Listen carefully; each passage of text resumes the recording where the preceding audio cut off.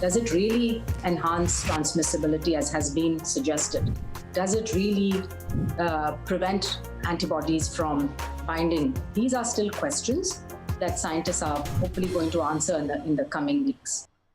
Give you a sense of the real-time action. The 10-year yield tumbling now 11 basis points, so continuing in this knee-jerk risk-off feel.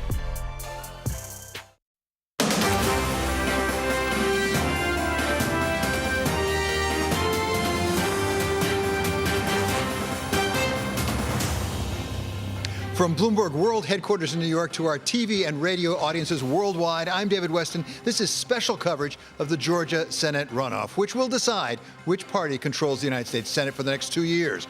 Polls are just now closing in the state of Georgia for 2 Senate runoff elections that will determine whether Republicans or Democrats control the United States Senate for the next 2 years. Election officials report that things have gone relatively smoothly, apart from one incident involving voting machines in Columbia County, and they say they found that early and fixed it right away, even though President Trump has been tweeting about it. We do know that in addition to the votes cast today, they're going to need to count over 3 million ballots that were cast by mail and otherwise in early votings, and the AP is already reporting that some polls may be delayed this evening, may be held open later. All of this puts into question exactly when we're going to get final results from these 2 critical runoff elections. With us throughout our special coverage, our Bloomberg political contributors, Jeannie Zaino, professor of political science at Iona College, and Rick Davis, partner at Stone Court Capital. So, Rick, let me start with you in Washington. As something you pointed out, these 2 pairs of candidates faced off just on November 3rd. What's so different January 5 from what we saw on November 3rd? Well, certainly the Ossoff-Perdue race was almost a head-to-head. They had a minor candidate in there, but Perdue was leading Ossoff, but he just couldn't get to the 50% threshold to avoid this runoff. In the Loeffler race with Warnock, you had a third-party candidate, Doug Collins, a Republican, who drained a lot of votes and allowed Warnock to beat Loeffler from the Republican column. So the question tonight is, Perdue outperformed Donald Trump in Georgia. Will he do that again tonight? Can he get the kind of numbers he got before to try and beat his opponent? And can Kelly Loeffler take those votes from Collins in order to go ahead of Warnock? And those are 2 big questions. We can track them. They're only a month-old data, and we can see county by county how they're tracking against what they did back in November. So, Jeannie, one question I have is, does it matter who these candidates are? Because we hear that it's not a question of persuading to vote for one rather than the other. It's a matter of turning out to vote, period. Are there larger forces at play here? I think there's definitely, and all the campaigns have tried to do this. They've tried to nationalize these races to the extent that they make the case that you need to support Republicans to make sure that Joe Biden, the Democrats, don't control Washington. By the same token, Democrats are making the case you need to support us so Joe Biden could do the things you want him to do, the $2,000 stimulus and all of the promises he made. So they've definitely nationalized these races. I wouldn't say that candidates are unimportant, except that I do think people are voting party line, and that's why it comes down to turnout. Republicans want to get a huge turnout today to make up for the Democrats, whose early vote seems to have been fairly strong at over 3 million votes cast already. Rick, taking Jeannie's analysis, does that make it slightly easier for the Republicans? Because they've got one simple proposition: don't go radical, as they would put it. Don't go socialist. That's a simple message, whereas the Democrats have a more diffuse message, I think.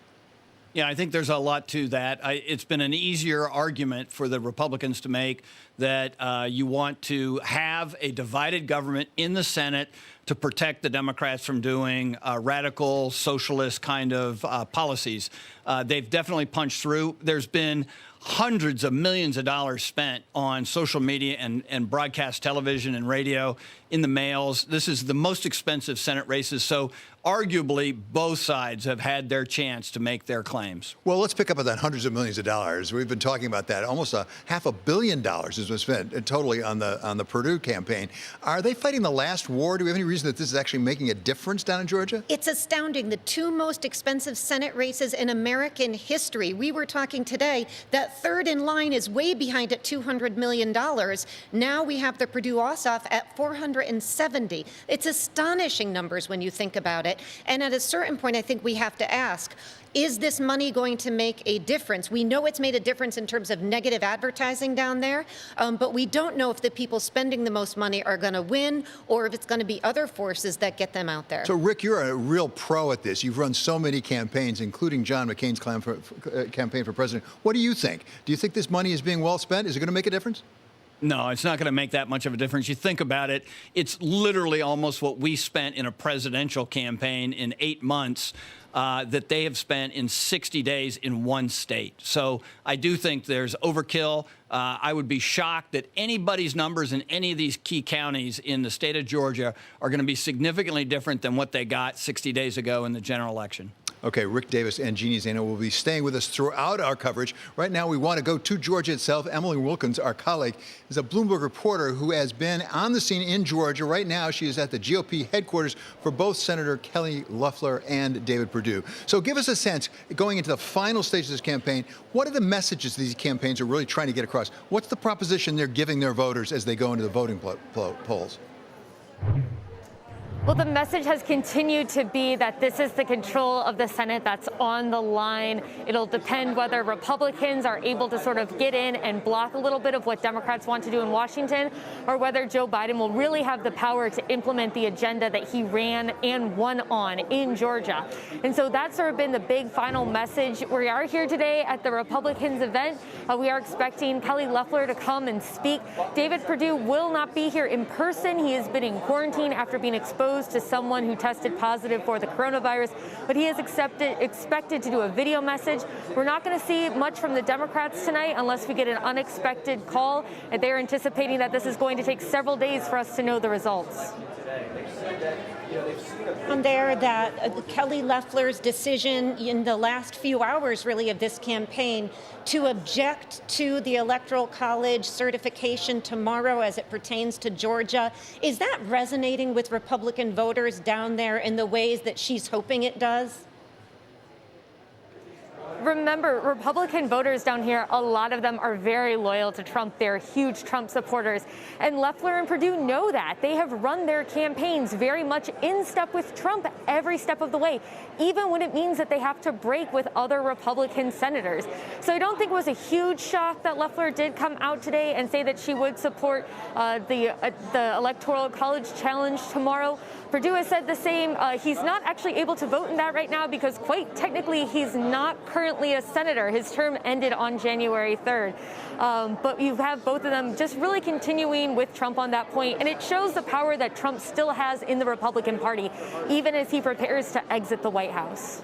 Emily, this is Rick Davis from Washington. How has the attacks that Trump has made against Governor Kemp and the Secretary of State and really all those election officials reconciled with a party that has been lockstep with him? I mean, is there a great divide, or are they just voters, Republican voters, willing to look the other way when Trump makes these attacks? You know, it's really interesting. I mean, we will see what happens tonight. But if you look in Washington, you do see that divide between Republicans. But look, I've been talking to Republican voters here in Georgia.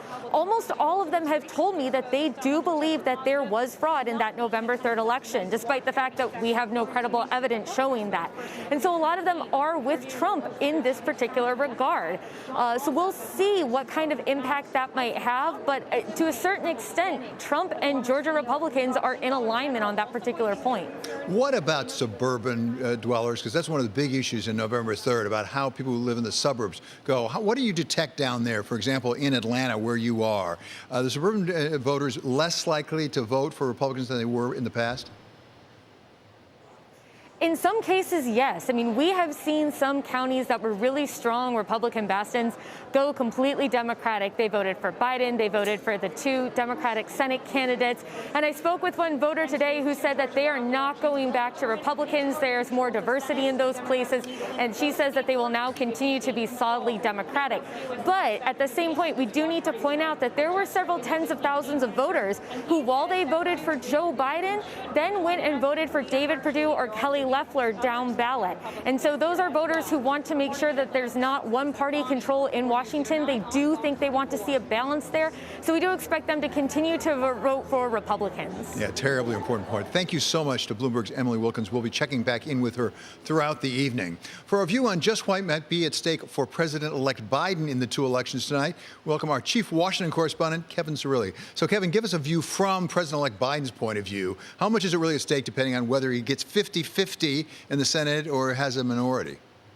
50-50 plus the president of the Senate in Vice President-elect Kamala Harris, who would be able to cast that deciding vote in a deadlock decision in the upper chamber. Look, let's be candid here, David. There is night and day difference between what the Senate Banking Committee will look like, for example, under a Chairman Pat Toomey, a Republican of Pennsylvania, or a Sherrod Brown, a progressive from Ohio. But let's also be candid about just how realistic both parties have to be about accomplishing some of their big ticket items. Green New Deal, no way, not going to happen in a 50-50 Senate, even with a +1 in Vice President Kamala Harris. Ditto for any type of D.C. statehood. And likewise on raising taxes on the wealthy or raising taxes elsewhere, even in a smaller amount, likely not going to happen. Healthcare policy, some of the big agenda items, and not just minor tweaks to the Affordable Care Act, but some big major adjustments to the Affordable Care Act. Not going to happen, even in a divided Senate.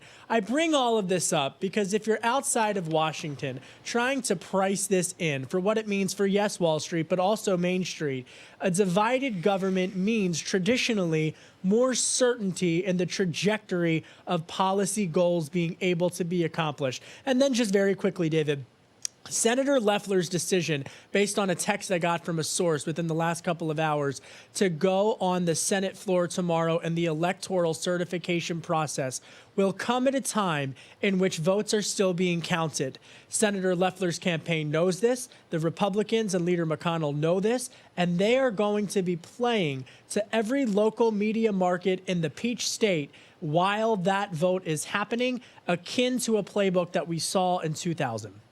Yeah, so Kevin, I wanted to ask you about that. What is Mitch McConnell's view of Kelly Loeffler's decision in these last few hours to object to a state certification coming from Georgia when he himself was very clear that this was not something he wanted the Senate to do? And of course, we see now Cruz, as we talked about earlier, we see Josh Hawley, we see several senators, including Kelly Loeffler. What is his view? Is he understanding of this because he thinks it'll help her win and him keep his majority status, or is he objecting to this? Put simply, yes. And look, you know this, Jeannie. I don't like to go into hypotheticals, but based upon my reporting, I can tell you that the trajectory of what the Republican camp, including Leader McConnell, and what that camp is thinking is to get through the next 72 hours. They believe that they will not have a result tonight. And because of that, they need to be playing for those local media markets. It's why some of my Democratic sources in the president and president-elect camp have gone essentially radio dark over the last 24 to 48 hours as they try to get a media strategy. Because for as much as the votes are going to be counted, every single nuance in the state of Georgia tomorrow during the electoral certification process and the day after is going to matter.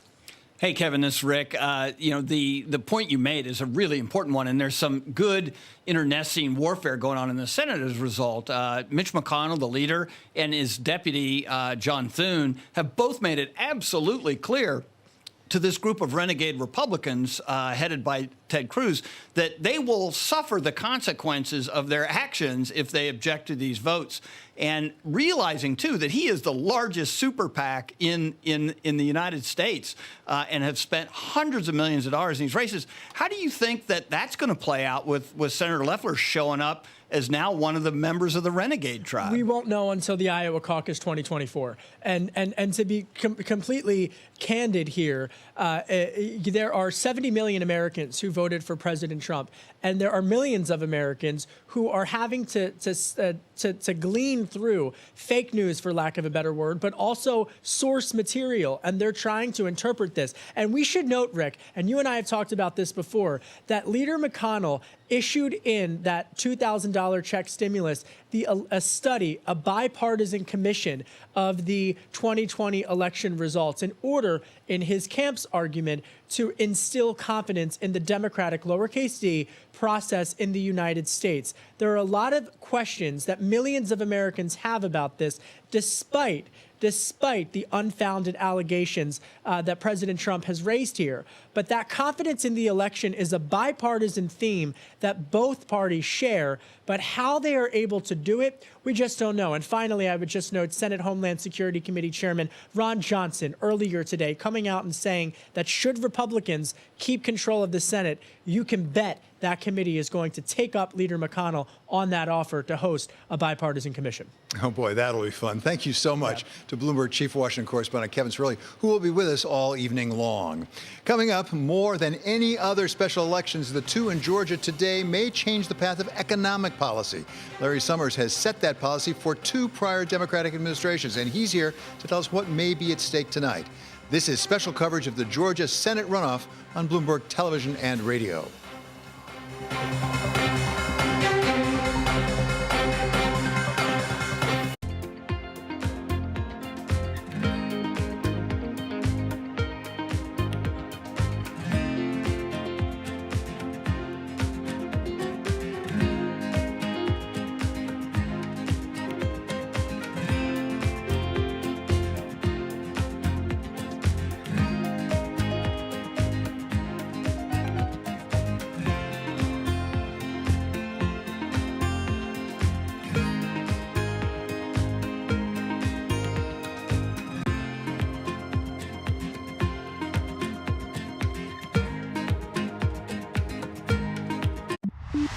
We have some good news in terms of vaccines and a chance to overcome the health crisis, but we are not there yet. We need the fiscal stimulus, and we need it relatively quickly, because I can see where the second wave's coming.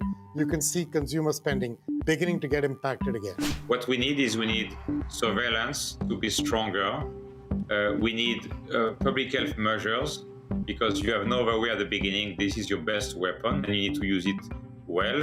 The good news is that both the vaccines and the therapeutics, in particular the antibodies, are coming along and will start to bring that number way down. We don't just need more investment in public health. We must also rethink how we value health. I do believe a targeted fiscal stimulus is going to be in order to really begin a more equalized economy.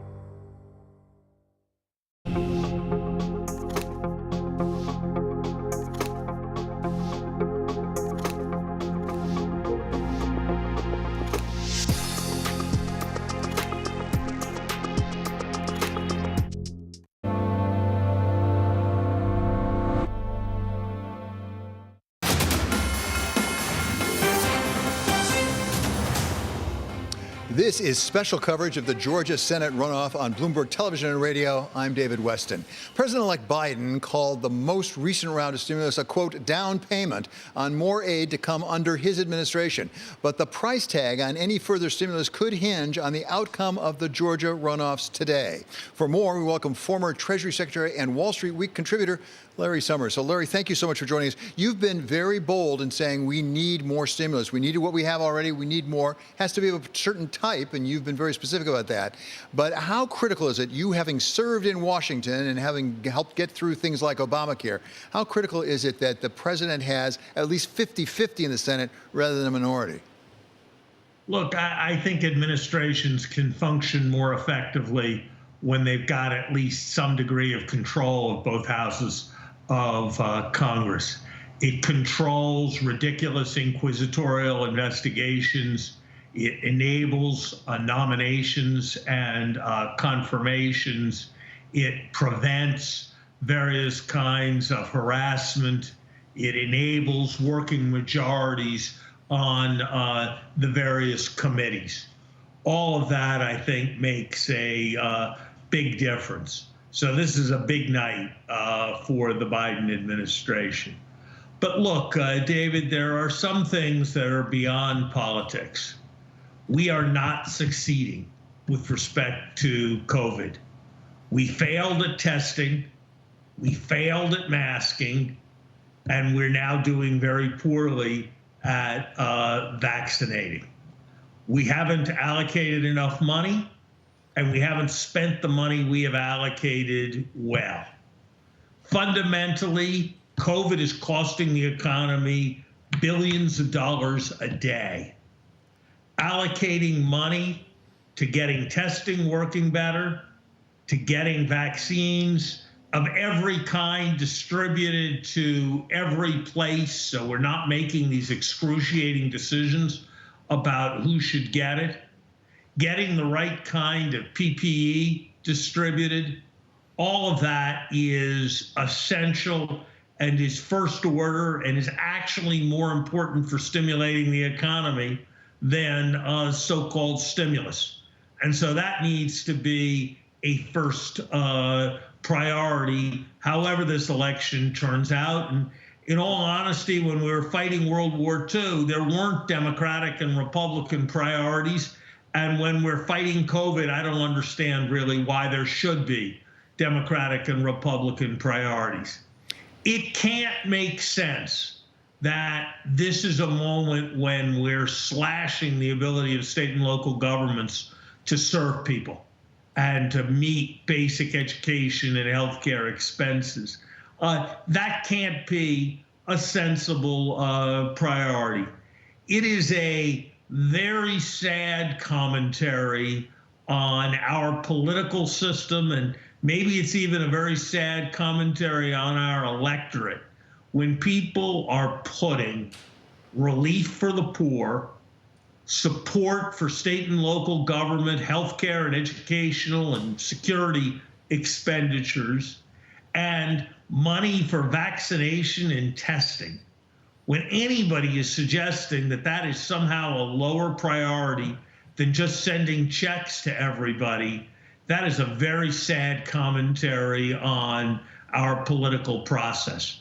And I hope that the Biden administration, with or without a Republican majority, is going to prioritize first putting COVID in the rearview mirror, those basic support expenditures for the poor and for the essential services of state and local governments, and then building back better, which God knows we need to do at a time when we've got an obsolete infrastructure in our country, at a time when we're not investing in the way we should in education.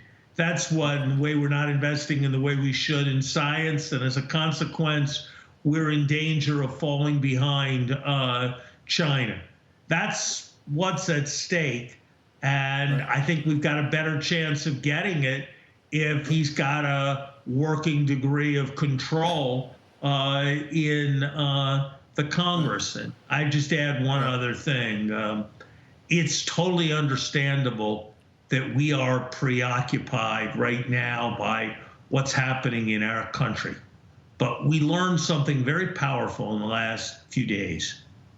We are all very nervous about the British strain of COVID, about the new South African strain of COVID.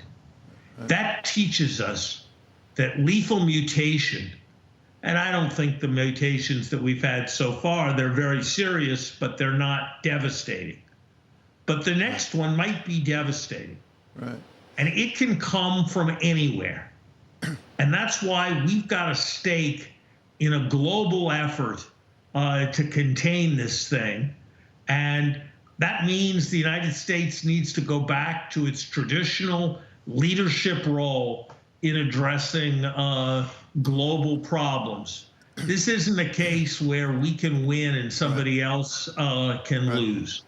And that's got to be critical for us as well. Larry, I want to come back to your expertise in Washington, both as a decision maker and also as an observer of Washington. It has been said that typically a president has one bullet in the gun, one big legislative initiative to make. You saw it with Obamacare, Affordable Care Act. You saw it actually with President Trump with his tax cuts. If that is true in your experience, does that almost define what the main thing is the Biden administration can do? It's certainly the first year or two is going to be COVID and not building back better. I hope he can do both. President Obama did a major stimulus bill. He did Obamacare, and he did Dodd-Frank. And he had done all of those in the first 15 months of his administration. So I'm guardedly hopeful that we can build back better as we respond to COVID.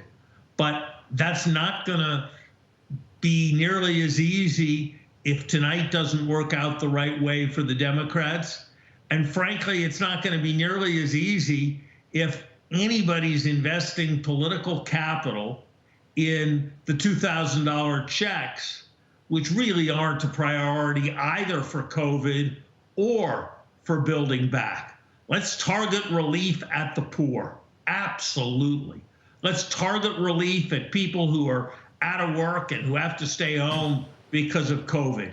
But there is no reason why 94% of the population should be getting a $2,000 check with the crying needs that selected parts of the population have and with the crying needs that our country has to invest in its future, both to respond to COVID and, frankly, to meet the very real challenge of competition from China.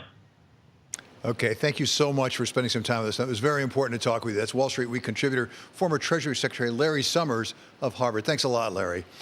And now we want to turn briefly to Rick and Jeannie here. So, Jeannie, what is your thought about whether the President Biden, as he becomes, will have more than one major initiative he can get through?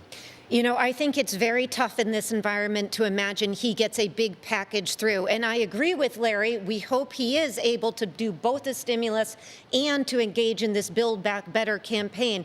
I think it's very tough. I mean, he mentioned President Obama.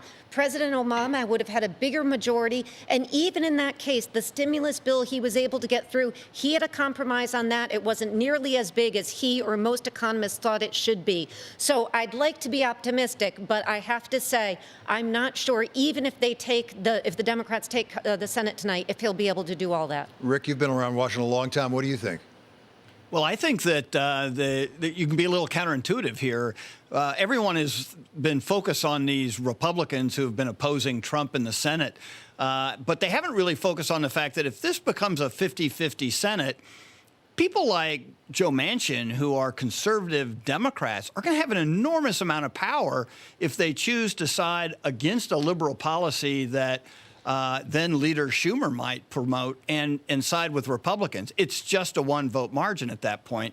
And so I think we've underestimated the balance of power here if Democrats win both these Senate seats. Yeah, this is a point you've been making, Jeannie, actually. We shouldn't rush to judgment, even if that both Democrats do win tonight, or whenever we get the results. You don't rush to judgment. There's going to be some big blockbuster spending and taxing package. Yeah, I know people on the Democratic side in particular are excited about that prospect, but it's really hard to imagine. And I agree with Rick. If they take it, Joe Manchin becomes, by far the most powerful person in the Senate. Yeah, it's fascinating. So Rick, we're about to get some early results, I think, at 7:30. When do you expect to have an answer here, do you think? Tonight, tomorrow, when? Well, in the November election, I suggested it may have to take 3 or 4 days, and it did. You were right. But I'm hopeful that within 72 hours, we'll know who the winners are in both these races. Okay. Thank you so much to both Rick and Jeannie, who was staying with us. Coming up, we get a Republicans' view of the Georgia elections from former Georgia Congressman Jack Kingston. This is special coverage of the Georgia Senate runoff on Bloomberg Television and Radio.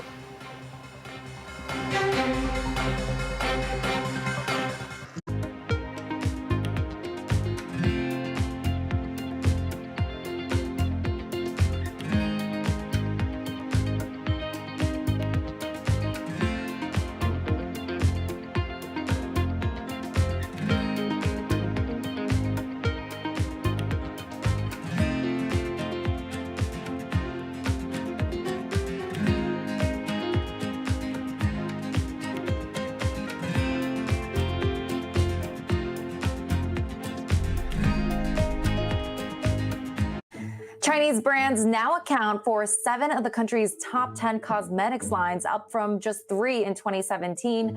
That has pushed out foreign brands like L'Oreal's Maybelline, which has seen its share of China's makeup market plunge by half since 2010. For more, we're joined by Bloomberg editor Bruce Einhorn. Bruce, why the drop? Chinese brands are becoming much more adept at reaching Chinese consumers, especially now at a time when more consumers are reluctant to go shopping outside. People are spending more time at home. People are spending more time on social media. Chinese brands are very good at using social media, using live streaming, using other things in order to market. Chinese brands also tend to be less expensive. And so at a time when the economy is struggling a bit, there's a lot of uncertainty, people are more budget conscious, Chinese brands have a bit more of an advantage. If they're not, then it is fines, another fines, repeated fines, behavioral commitments, but there is the option eventually to ask for a divestiture, splitting up a company as a last resort. It's really a reminder, isn't it, just how sensitive the markets are to any commentary about trade. We did see some pressure on the yuan, we did see some pressure on the futures. That is now being reversed.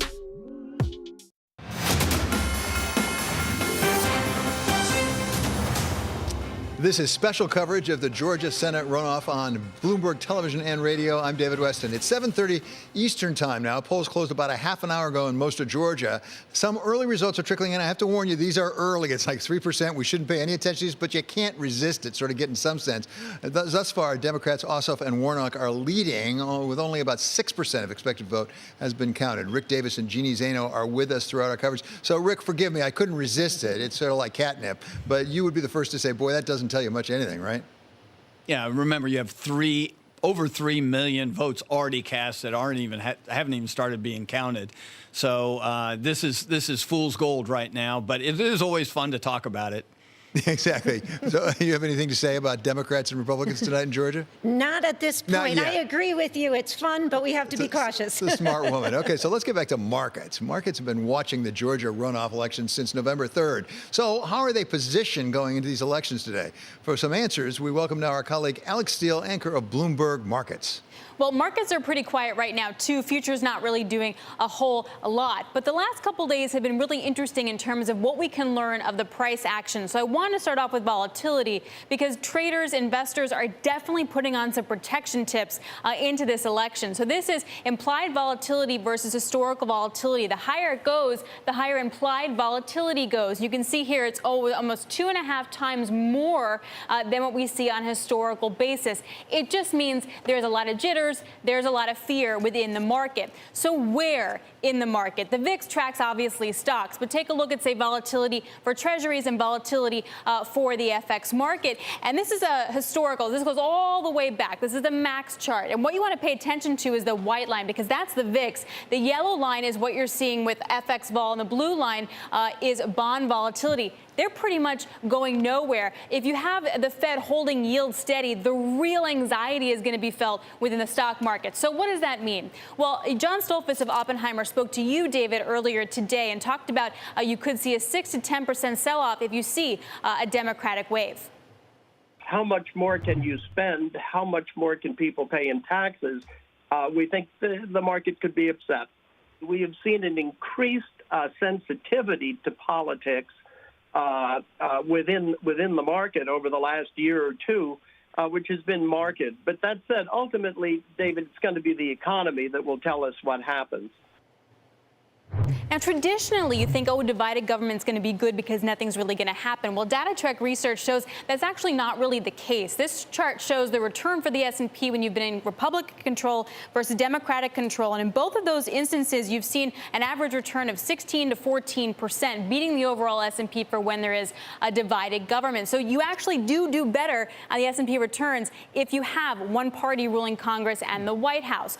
So where are you going to look for opportunities? And there are tons tons of ways to look at this, but I really liked what Isaac Boltanski of Compass Point did. And he picked out 3 specific things that the Democrats could really affect some change. One is housing affordability. That could be a big thing for them. So look at things like Sun Communities, D.R. Horton, and mortgage insurers. Also said protecting the little guys. So dealing with overdraft fees, small lending. So an Equifax, One Main Holdings, those kind of companies could be interesting to look at. He also said you could definitely see a financial transaction tax, and that would definitely be a negative for, say, the NASDAQ and for market access holdings. David? Thank you so much to Alex. We call this Wall Street Votes for obvious reasons, and she'll be back with us shortly.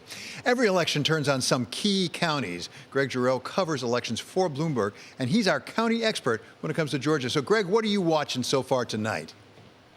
Well, the early votes we've received so far from predominantly some suburban Atlanta counties, including Fulton County, which includes the state capital of Atlanta, and Gwinnett County, a suburban county northeast of Atlanta that's been rapidly diversifying and shifting to the Democrats in the last few cycles. The votes we've received there so far, and the reason why Jon Ossoff and Raphael Warnock have an early lead and very early returns, is that we've gotten a lot of absentee votes from those 2 counties. And those 2 counties are Democratic leaning, especially Fulton County.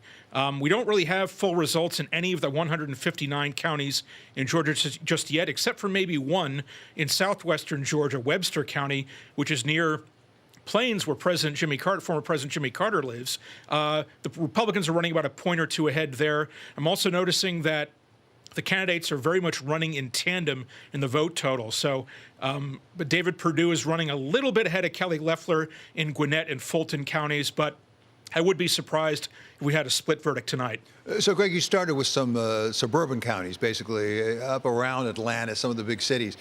Give us a breakdown between rural versus urban. Is this going to be determined basically by the urban counties and the suburban counties?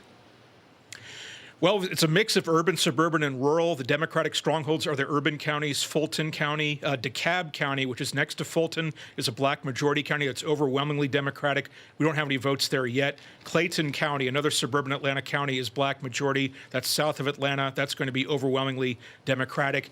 Democrats are doing better in suburbs these days, in Gwinnett, as I mentioned, but also in Cobb County. And then, but the Republican strength is in the exurbs of Atlanta, like Cherokee County and Forsyth County, but also in North Georgia, where President Trump campaigned for the Republican ticket last night in Dalton, Georgia, Northwest. These are among the most Republican counties, not only in Georgia, but in the United States.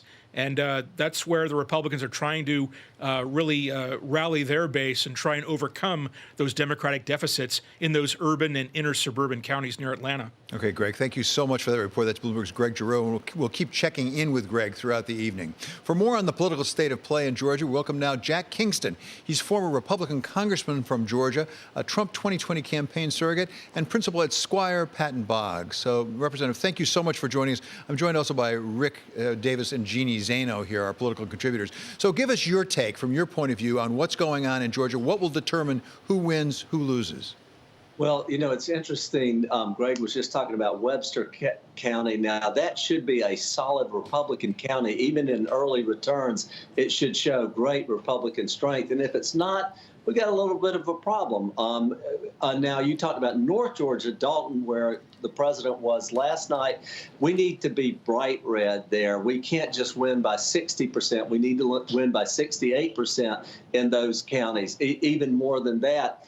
Otherwise, we'll never be able to overcome the big Atlanta counties, Cobb, Fulton, DeKalb, and Gwinnett. And those counties, as you pointed out, including Clayton County, have not just been trending Democrat, but trending very, very Democrat. And that's something that Republicans have to overcome. It's sort of like the Electoral College. If you think about it, those are California, New York, and Maryland. They're going to go Democrat, but you got to offset them in the rest of the state. We have 159 counties in the state of Georgia, and they all have their own personality, by the way. They're children of the same family, but each one of them has a different personality.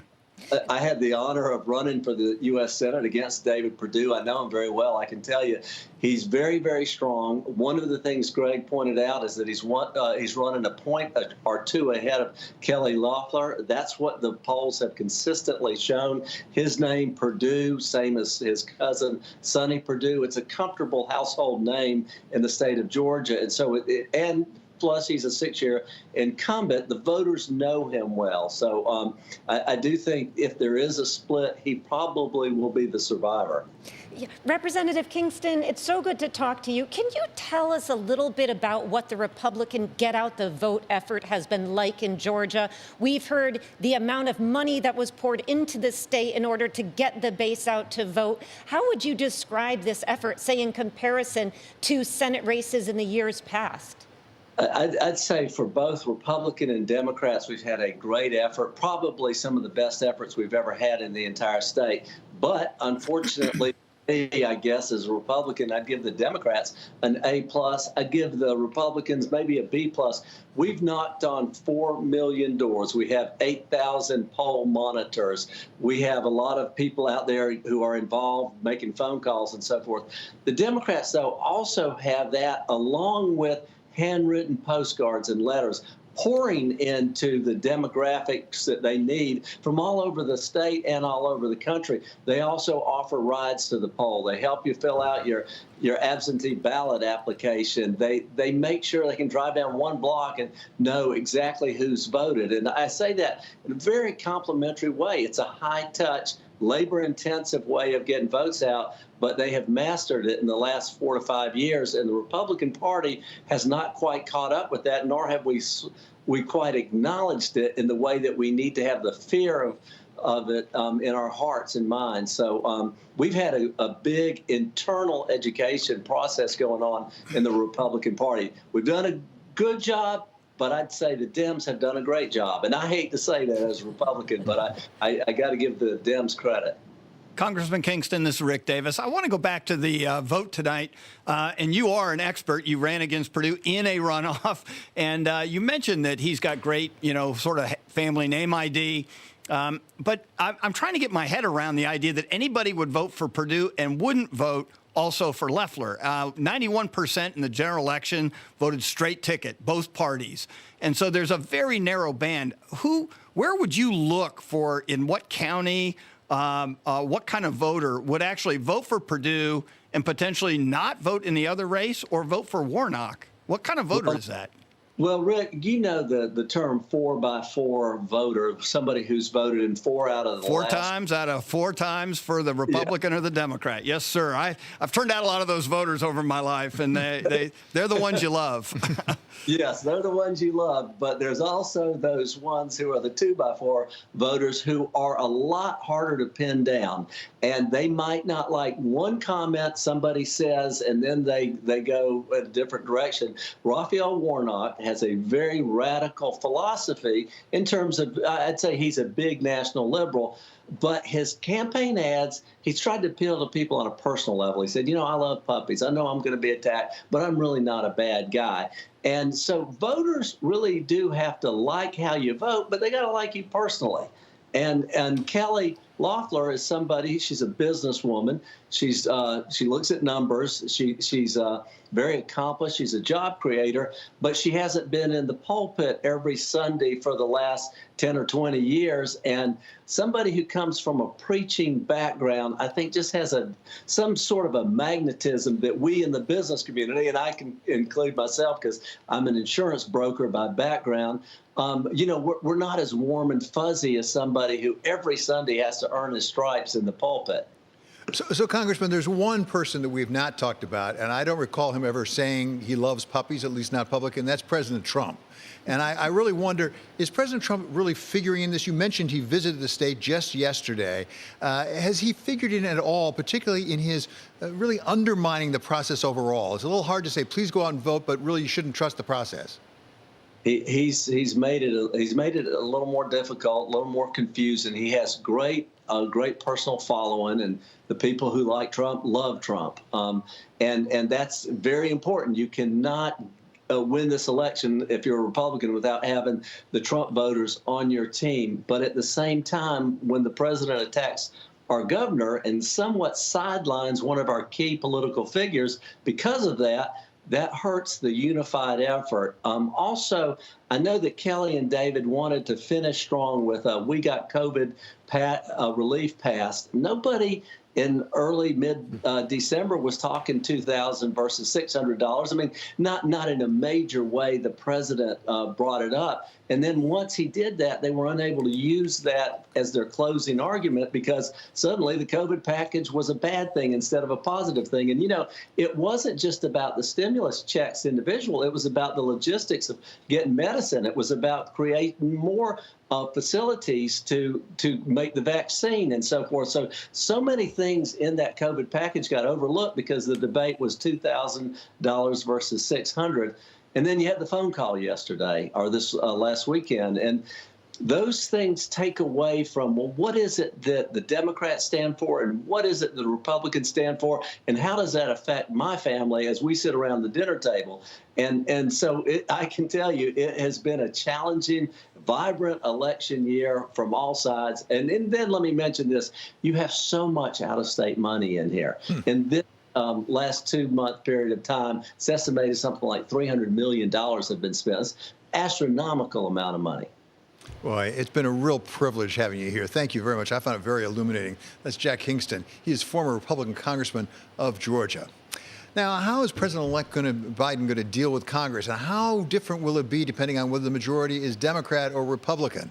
To set the stage, we welcome once again our chief Washington correspondent, Kevin Cirilli, also with us, Bloomberg contributors Rick Davis and Jeannie Zaino. So, Kevin, how big a difference does it really make, whether it's 50-50 or 52-48? Well, in terms of the psychology of the dynamics of the Senate, it's crucial. And in terms of whether or not Senate Majority Leader Mitch McConnell, one, keeps that title, and two, is able to funnel and serve as a political referee of sorts for the Republican Party at the cusp of a new cycle, it's paramount. I mean, if Republicans are able to keep control of the Senate, they will be able to use the committees and set their agenda. They will be able to subpoena CEOs. They will be able to investigate the Section 230, for example, for the Communications Decency Act. And then in the political arena, they will be able to look into a bipartisan commission on election integrity, as Leader McConnell has put forth. In contrast to that, President-elect Biden, ditto for the Democrats. They will be able to subpoena officials pertaining, dare I say, that the House has done to the 2016 election. And so all of this comes in the political arena, but from a policy standpoint, it matters as well.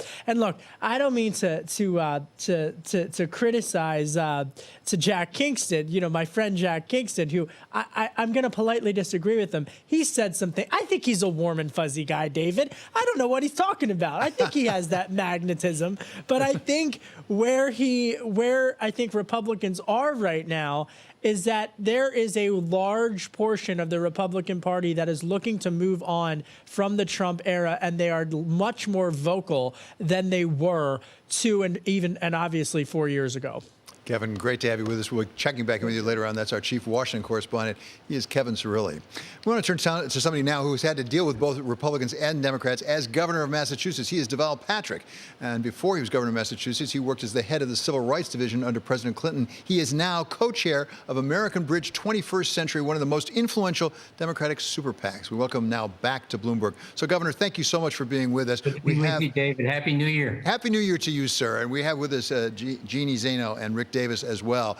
So I want to talk to you about what happened in Georgia, but I also want to talk about what it's like to deal with Republicans as well as Democrats and what the challenge would be for a president-elect Biden as he becomes president if, in fact, he does have to deal with Mitch McConnell rather than Chuck Schumer. Well, look, I think I'm encouraged by what's happening in Georgia right now for some of the same reasons that Congressman Kingston earlier in the program talked about. I think enthusiasm and engagement and turnout have all been high. Voters seem very clear about what's at stake in this election. And this goes more directly to your question, meaning if we elect the Republicans, we will have division and inaction. They have shown that by their presence in the past and by the behavior in the past. If we elect Democrats, we get COVID defeated, we get an economy that's rebuilt, and we get healthcare expanded, to name just a couple of the agenda items. So I think that that President-elect Biden, by nature and given his history and demeanor, wants bipartisan engagement. He wants constructive response around some of the challenges facing the American people in Georgia and beyond. But the Republican Party, the modern Republican Party,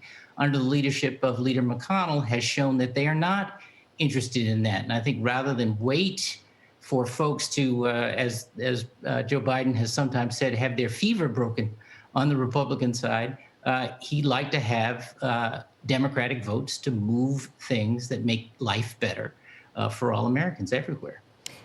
Governor Patrick, it's been such a busy news day. One thing I don't think we've talked enough about is the decision out of Wisconsin not to charge the police officer in the Jacob Blake shooting. And, you know, this is one of the things that President-elect Biden has talked about in terms of policing and in terms of the relationship between the minority community and police across the United States. So I'm wondering, what do you hope that the Biden administration does as they get into office to address this issue, which, along with the pandemic, was such a big issue over the last year and certainly should have been. What would you advise them to do? Because I'm hearing a lot of people who aren't satisfied with the idea of just a commission like we saw President Obama do. I understand. Jeannie, thank you for the question. I know about the Wisconsin case really just from the headline, so I don't have all of the details to be able to comment thoughtfully about that decision. I will say it's the decision a lot of us expect and have come to expect. Even those of us who have been in positions of trying to enforce pattern and practice behavior or civil rights or excessive use of force cases in individual cases. The presumptions are so much in favor of law enforcement, and I think trying to get that into some better balance overall is important. The much maligned crime bill from 1994, and there's a lot about it to malign in terms of its overemphasis on warehousing people who commit crimes, had in it a few good elements. And one was the first time the Justice Department was given authority to do overall pattern and practice investigations of police departments. And I think reviving that authority and giving it some real energy and teeth and some resources is important, because I think there are many department leaders, many municipal leaders who would like to have real engagement with the Justice Department to try, and frankly, many rank and file officers who would like to have engagement with the Justice Department on what better standards ought to be, and frankly, a little cover from the federal government to try to get those implemented. Governor Patrick, this is Rick Davis. Great having you on tonight. I actually think you'd make a great attorney general in the Biden administration. So I know you're not currently on the list, but I think it'd be a huge mistake if they left you out of that consideration. Your focus on civil rights is exactly what this administration should bring to the table. I wanted to ask you a question about Congress. Donald Trump got some good headlines, and from what we can tell, some African-American support in this election in November by having an outspoken policy toward criminal justice reform.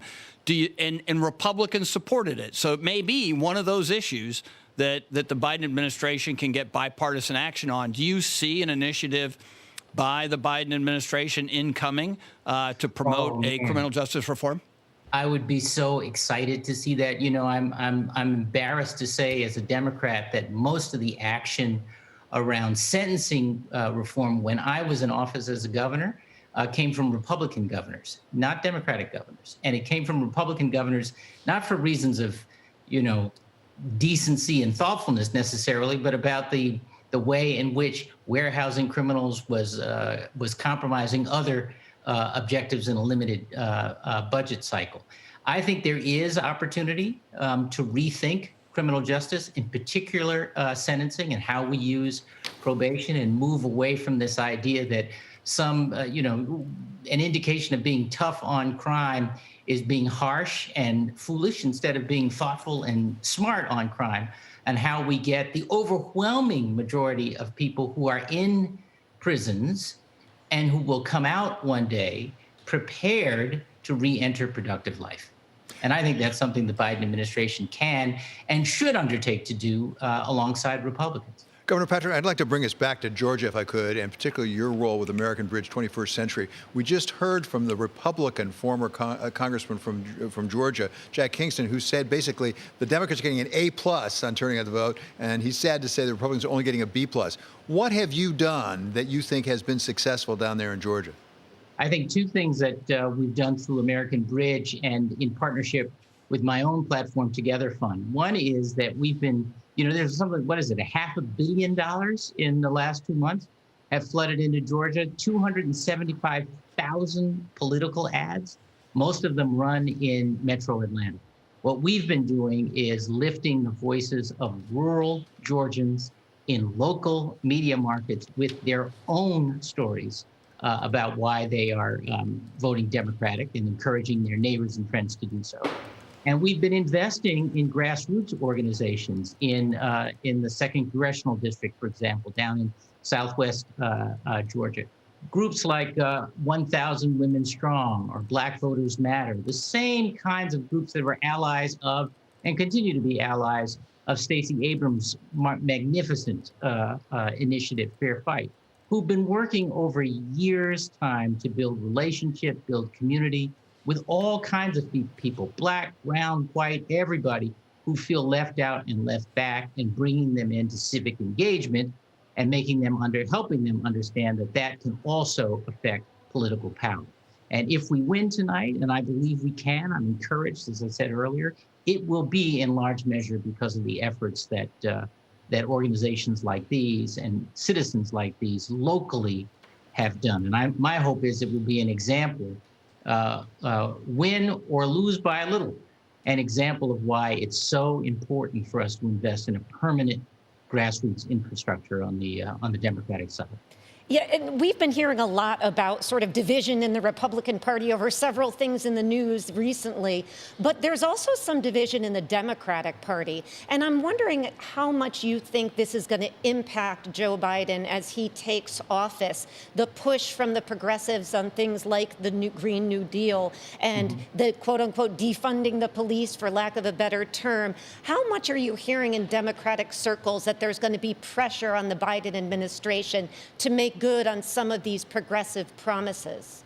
Well, I think there is a lot of conversation in Democratic circles, and for some of the wise guys and gals, a lot of needless hand-wringing. That's what's supposed to happen, right? Our elected officials are not supposed to be robots. They're supposed to be listening for and engaging with the voices of people on the ground. And by the way, Joe Biden has never supported defund the police. He never has. He's been very clear about that, notwithstanding the propaganda machine on the other side that keeps trying to make it sound like that's what Democrats are about. But he does understand, and frankly, any reasonable citizen would have to understand, that in many places we have to strike a different kind of balance in the way we enforce the law.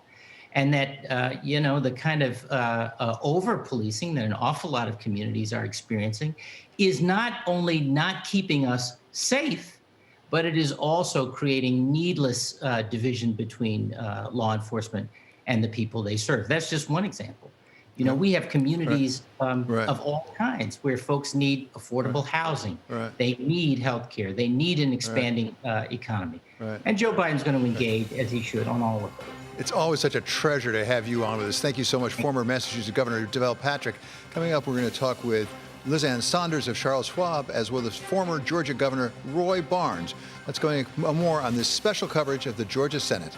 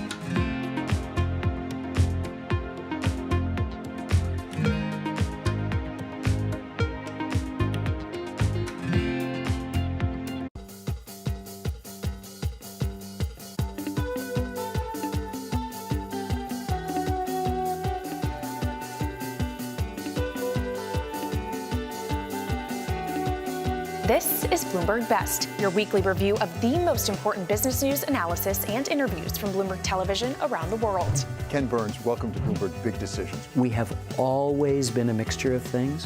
We are always stronger for that mixture. Growth is a way to stay competitive, delight more and more consumers. Are you worried that people won't take the vaccine? We remain concerned about vaccine hesitancy. What is one word of advice you'll take with you? Learn how to listen. And that is certainly something that has served me well. Ankiti, where do you go from here? It's a huge market, it's a huge opportunity. I want to go 100x from here. Our philosophy is to partner where we can and stand apart when we should.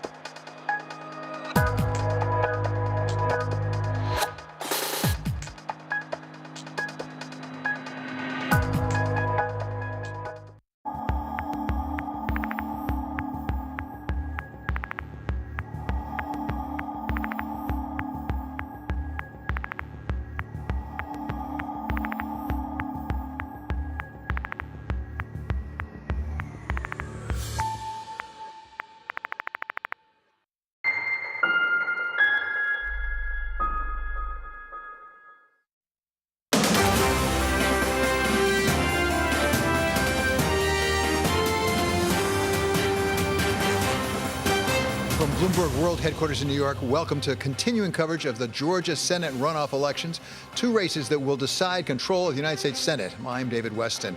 We are just past 8 p.m. Eastern time now, and the counting is continuing in Georgia. The two Democrats, Jon Ossoff and Raphael Warnock, are holding very early leads, although it is very early with a lot of votes left to be counted, and they may be absentee ballots, we're not sure, which might tend to favor the Democrats. With us throughout the special coverage are Bloomberg political contributors Jeannie Zaino, professor of political science at Iona College, and Rick Davis, partner at Stone Court Capital. So, Rick, one of the things I think we should talk about here is turnout. We've already talked with Jack Kingston, the former Republican congressman from Georgia, as well as Deval Patrick, former governor of Massachusetts, from two different sides of the aisle, both saying turnout's critical, and maybe the Democrats have done a bit better job than Republicans.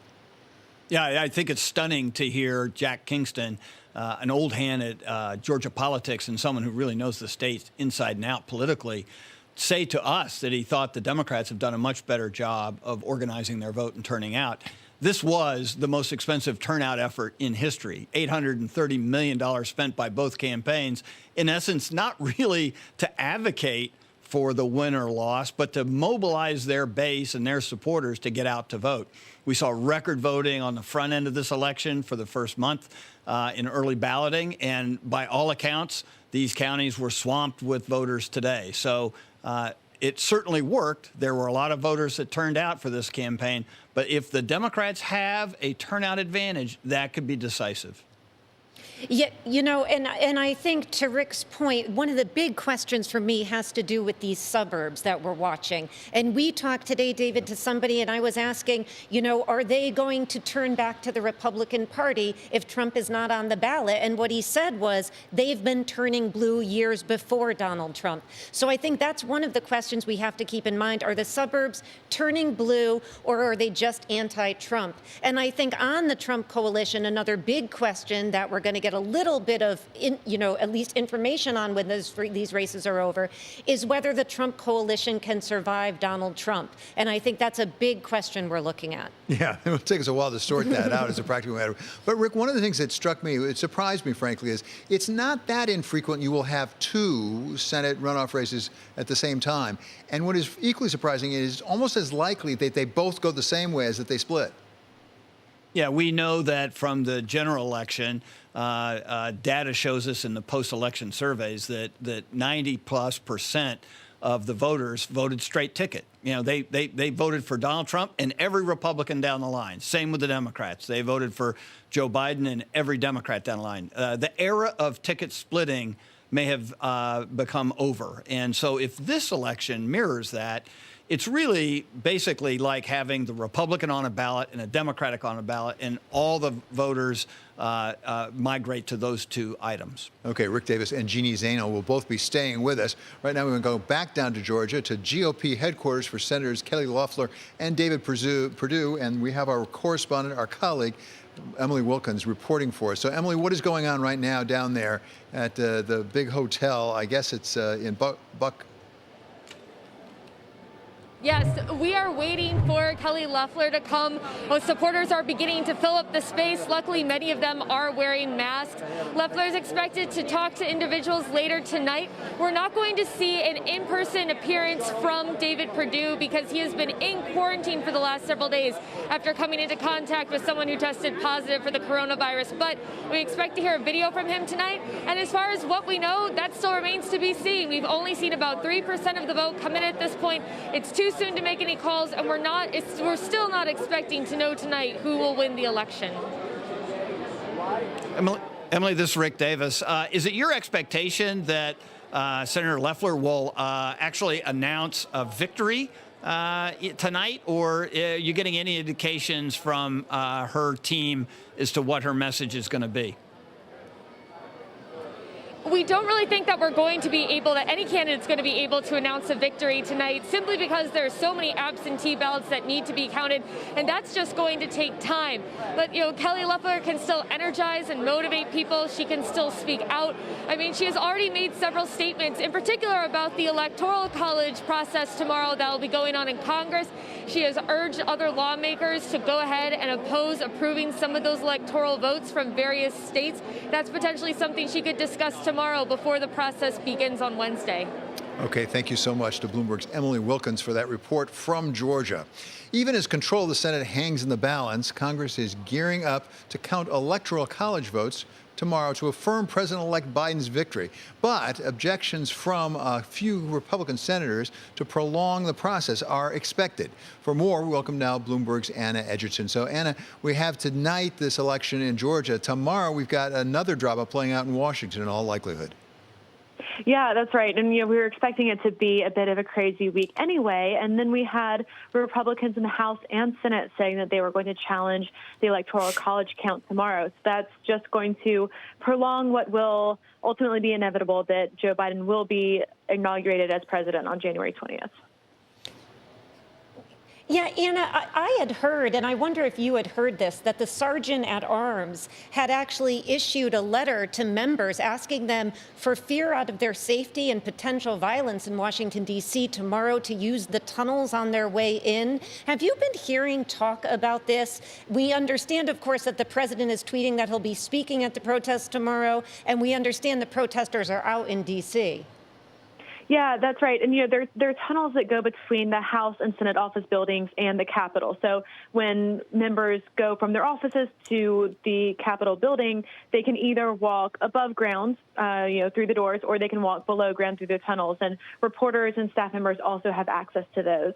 So on a day when there is a huge security presence, when there are protesters expected to be outside the Capitol building, going through the tunnels just avoids all of that. But it's going to be a really tense day on Capitol Hill because these protesters have said that their express purpose is to pressure Republicans, to pressure Congress to reject the results of the November election. So, there's different strategies to do that, but, ultimately the Constitution dictates the process, and the members of Congress don't really have any legal leeway to actually act on what the protesters are asking them to do.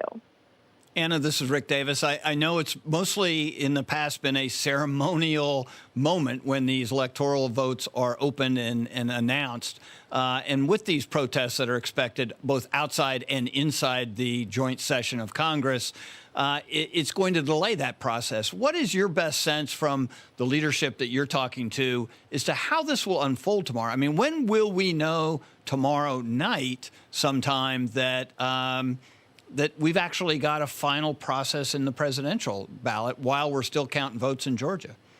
Yeah, it could actually go until Thursday, so we might not even wrap this all up by tomorrow night.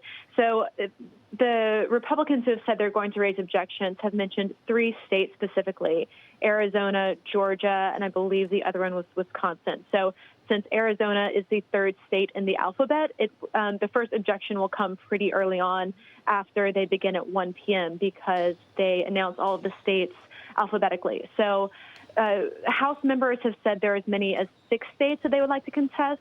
We only have confirmation from senators that they'll join those objections for 3 of them. So each state that receives objections gets 2 hours of debate and then a vote. And of course, the voting process is prolonged because they're trying to bring members in groups to minimize the exposure to COVID.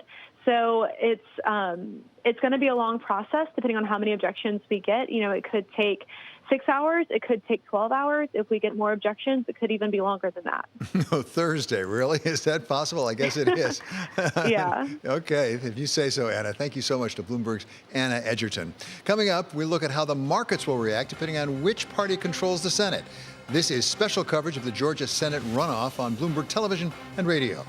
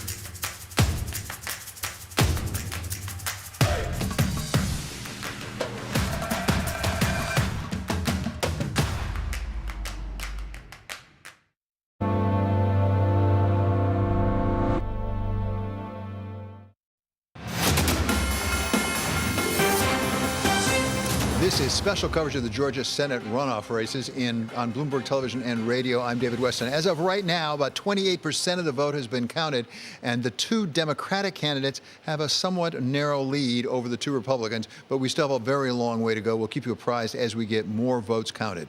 In the meantime, President-elect Biden has put forward some very bold plans for spending and, for that matter, for raising money by increasing taxes. For a look at how the markets are pricing his chances of changing things, we turn once again to Alex Steele. She's anchor of Bloomberg Markets for another installment of Wall Street Votes.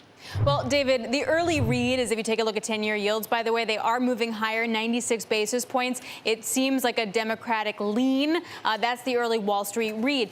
But what we've seen coming into this is all really about inflation. And this is a 30-year and 2-year break evens. They're right around 2%. And if you put 5, 7, 10-year, they would all look the same. You have nominal yields pretty much holding steady right around 1%. And you have inflation picking up that leads to more negative negative yielding interest rates. And this is the game changer. You get the steeper curve, etc. Why do you get that? If you get a lot of spending, you're going to need to get a lot of money. And to do that, you're going to need to issue more money from the Treasury. So if you change up the board, you can see what's happened just in the last 10 years. This is coupon auction sizes from the Treasury in all the different variants, different colors, or different tenures, right? But what really matters is a trajectory. And you can see what happened in just the last few months as the first COVID relief plan came out and how much issuance soared. Now, if the Fed's in there, no big deal. They're just going to keep buying the bonds, and that's okay. But the question becomes, what if the Fed pulls back that kind of buying? That would have seemed like a really far cry just a couple weeks ago, but over the last 24 hours, some interesting commentaries come out from a couple Fed officials. First up, you had Raphael Bostic talking to Reuters, and he was saying, look, I'm hopeful that in fairly short order, we can start to recalibrate. The market took that a little bit as maybe they're going to pare back their QE. Now, Loretta Mester, who definitely said she could tolerate inflation or break evens at 2.5%, said if things work out the way I hope they work out, which means you get a good recovery in the back half of this year, I would like us to be able to taper asset purchases next year. Now, if that happens while there's a lot of issuance, well, that means higher yields. And that's why you're getting the break-even tick up. That's why you're getting a lot of positioning in the market for those higher yields. Hedging, for example, is really high in that. Now, it trickles down to other asset classes, for example, like the dollar. Now, speculative traders ended last year very short on dollar positions. The overarching theme is you're going to get higher yields, you're going to get a weaker dollar, but how fast you get there then depends on what color the Senate actually is. And therein lies the issue for the markets, David. Okay, thank you so much to Alex Still for that installment of Wall Street Votes. So the question is, what do investors do with all of that? They've been doing their best to try to figure out how to handle the uncertainty that has now continued well past those November elections. Welcome now, Liz Ann Saunders. She is Charles Schwab Chief Investment Strategist. Still with us are Rick and Davis and Jeannie Zaino. So, Liz Ann, thank you very much for being with us. Give us your take on where investors are right now, and are they where they should be? Well, it depends on the investor, of course. I think individual investors, certainly those on the more day trading end of the spectrum, have been displaying an extraordinary amount of optimism. You were seeing it a few months ago, more concentrated by what I've been calling the newly minted day traders in the options market. And that was based on initially back in the September timeframe speculation that we were going to get a fiscal relief package pre-election. That, of course, didn't happen. But then I think the more recent burst of enthusiasm was tied to the vaccine. I'm not sure on a day-to-day basis until maybe very recently the market has been overly focused on the Georgia runoff elections. I think it's been a bit of a background issue, although it's probably, the consensus is probably correct in that the market has been pricing in the possibility of maybe a split, such that we don't have to start to wonder about any major policy changes and the implications for investors. So I don't know many investors who have shifted their positioning specifically based on assumptions being made about this election today. Yeah, Liz Ann, you just took it right where I wanted to go. We were talking earlier today, and there is a school of thought that if the Democrats take Georgia, the markets could drop 6 to 10%.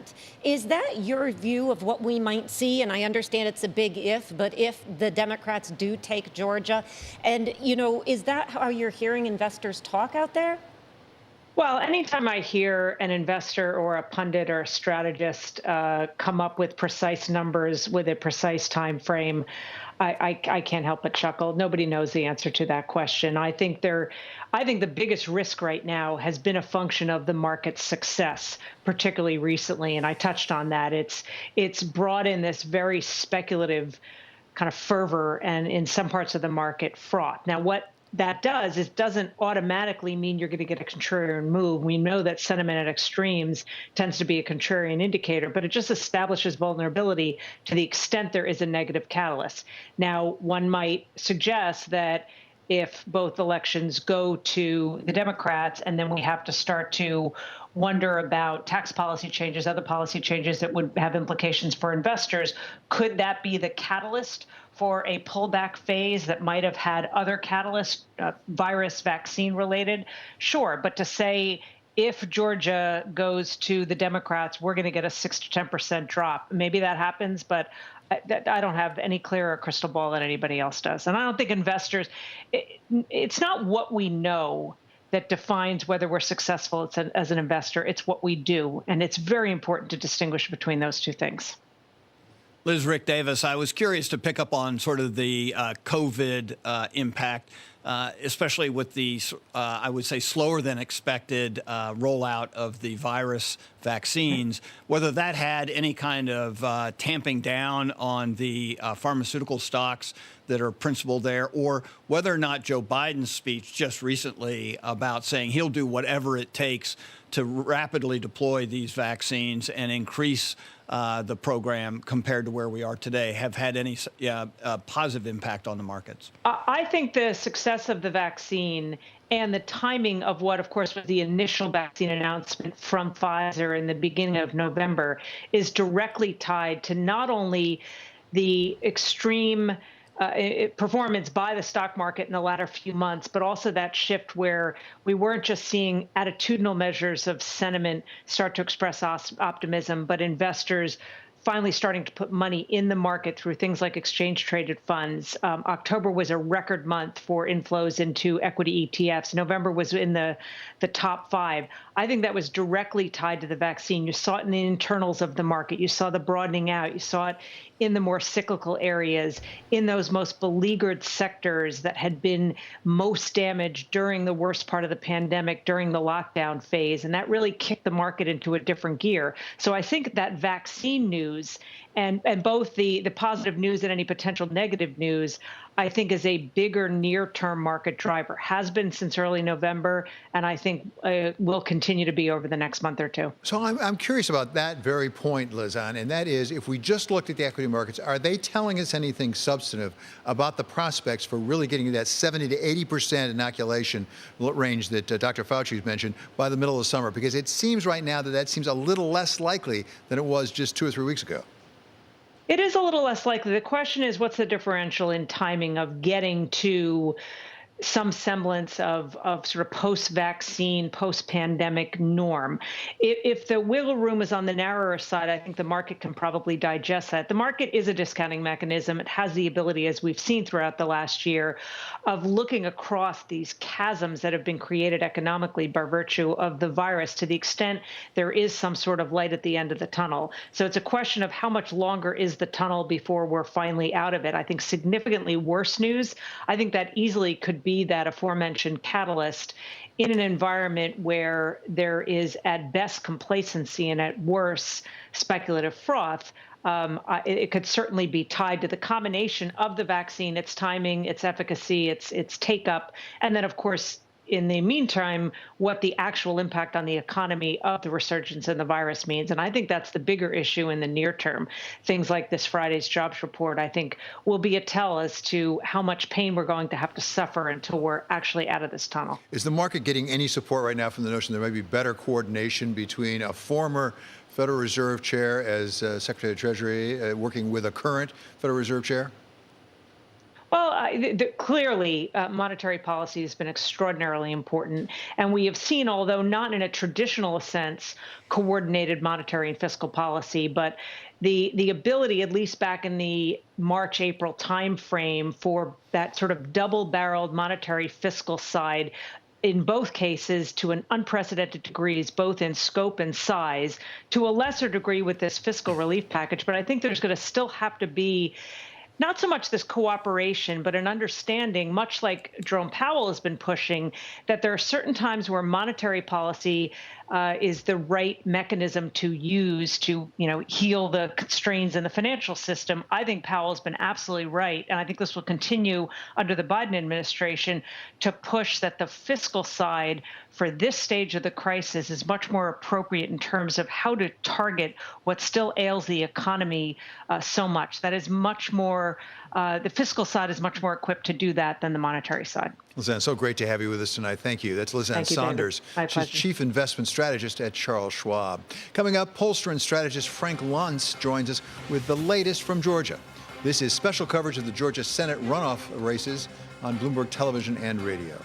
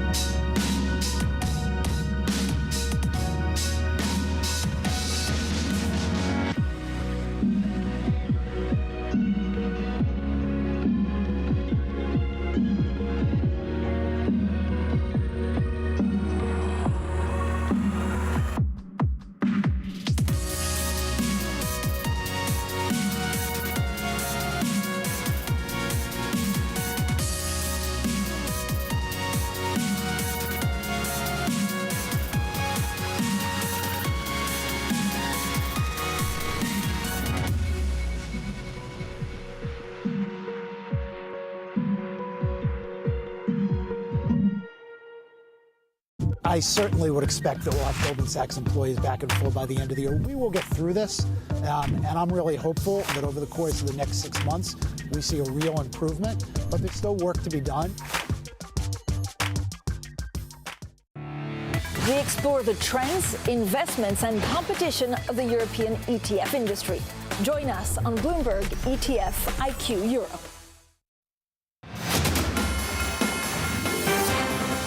This is special coverage of the Georgia Senate runoffs on Bloomberg Television and Radio. I'm David Weston. We're waiting right now for results out of the 2 Georgia runoff elections, but Democrats are out in the lead so far as officials count through more than 3 million ballots cast before Election Day. For some thoughts on where things might be headed at this point, we welcome back Frank Luntz, who spent his career understanding the American electorate, where it is headed, and why it's headed there. So, Frank, thanks you so much for joining us. Thus far, what we have is about 40% of the vote counted, and the 2 Democratic candidates seem to be having a fairly persistent lead, although there's a long way to go. Is there anything we should infer from that? Well, I also spent the last 2 days in Atlanta, and I saw Biden voters.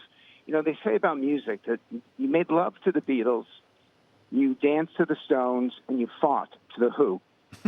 In watching the 2 rallies, you made love to Biden, or you hugged, I should say, you hugged to the Joe Biden rally, and you fought at the Donald Trump rally.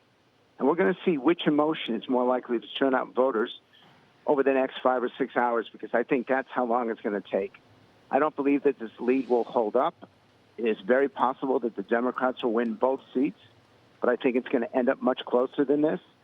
We also know that Trump voters are less likely to participate in polls. We saw that on Election Day and the days leading up to it.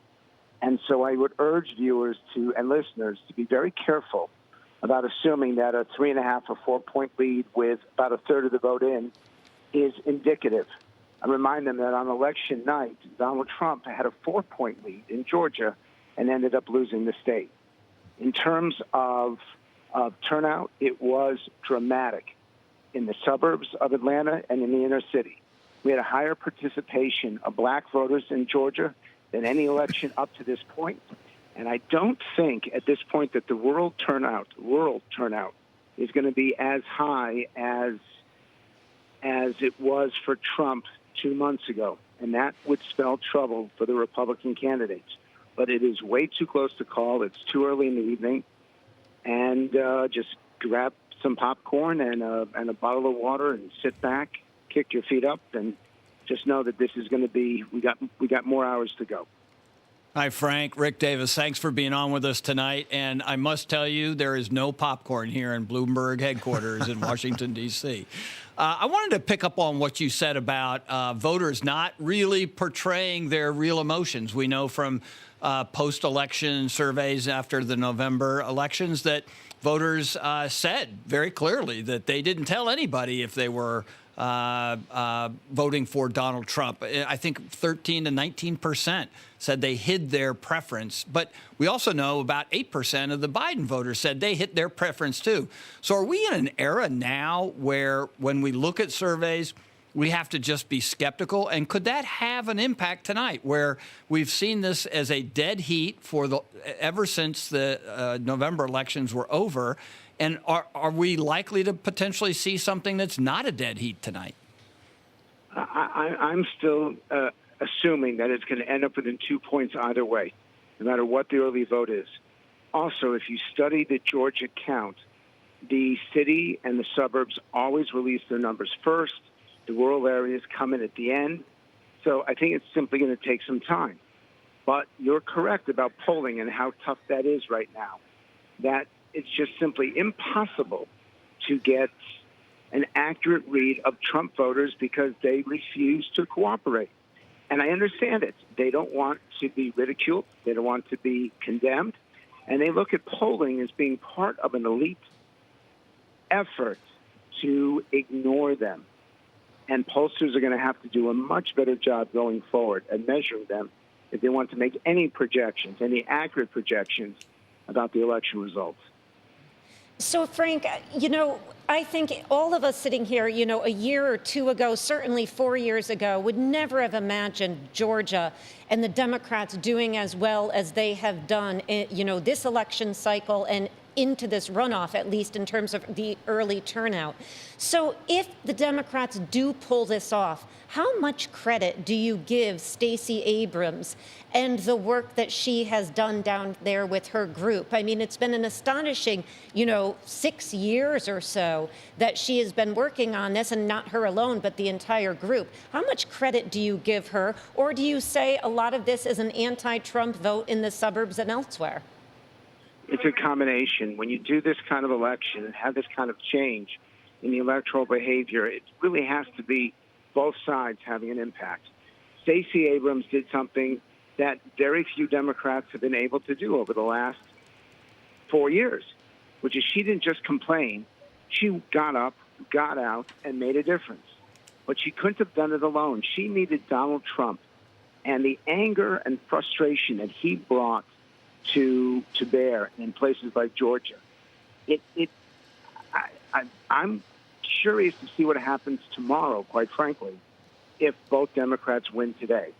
Whether Republicans are going to be as anxious and eager to stand up for the president in an impossible dream scenario, because this really is Don Quixote, and still willing to do so after he did so little to help the Republican candidates in Georgia. And one could argue that he was actually a negative, that he was a weight on their shoulders.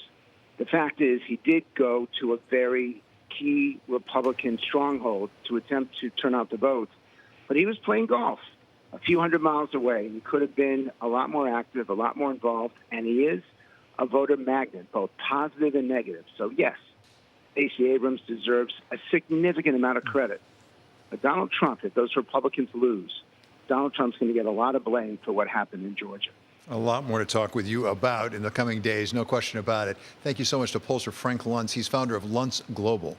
Now we want to go back and get an update on the key counties that we've been watching in Georgia with Bloomberg's Greg Giroux, who covers elections for us. Greg, what are you seeing right now on the counties you've been looking at?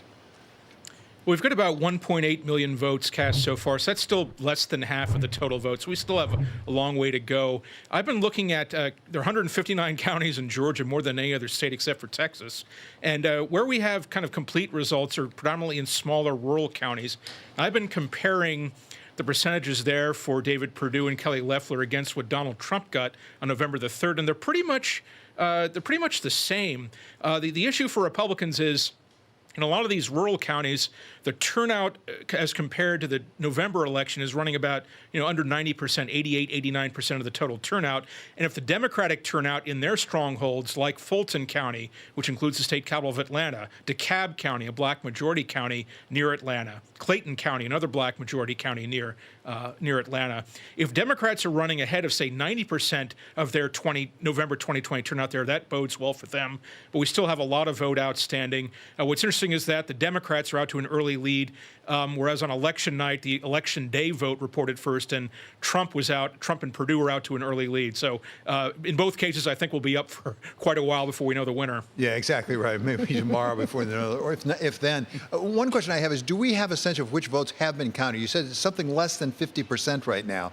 Do we have a sense of which votes those are, both in terms of geography within the state, but also whether it's the early votes versus the ones from today? It's really a mix. In the population centers in and around Atlanta where the Democrats are doing well, we have a lot of the absentee vote that cast early. We saw John Ossoff and Raphael Warnock move out to an early lead on the strength of absentee votes in Fulton County, in Gwinnett County, now in DeKalb County. All those early votes haven't been counted there, though. So we still don't know what percentage of the November turnout this turnout will be. But Republicans may need to boost their turnout in their rural strongholds. And I also want to watch some exurban counties like exurban Gwinnett County, Cherokee County, Forsyth County, counties where Donald Trump would win more than 60% of the vote. Republicans will need a big turnout in the exurbs and in rural Georgia to win these races. I'm also noticing that Raphael Warnock is running about 3/4 of a percentage point ahead of Jon Ossoff, or you could say that David Perdue is running a little bit ahead of Kelly Loeffler. I'd still be surprised by a split result, but if it's a very close race, Perdue and Warnock have a little bit of an edge if there is a split result. Okay, terrific. Thank you so much for that report from Greg Giroux, our colleague here at Bloomberg. Right now, we want to go to Alex Steele because she has an update on the markets. It appears that they may be moving a little bit from the news we're getting. Alex? Yes, I always want to take this with a grain of salt, too. It's futures. The volume's going to be a little bit lighter, but a couple things are telling you that markets are starting to position for a blue win. The first is S&P futures making a second leg lower, now down by 0.3%. Tech is also the underperformer. NASDAQ futures underperforming the rest. That tells you that you could see more regulation, more taxes, etc. Now, the other area you want to look at, and this one I'm literally watching like a hawk, is the 10-year yield. If you can switch up the board here, you're at 97 basis points. You were at 98 basis points. You were just a stone's throw away from that 1% level. Line goes up, yields go up, prices go down. So selling underway. If we breach that 1%, what happens? What kind of position shakeout will we see? The expectation is higher yield, steeper curve, higher break even if you have a Democratic win. Also, just take a look at the dollar here. It's been a little bit whippy.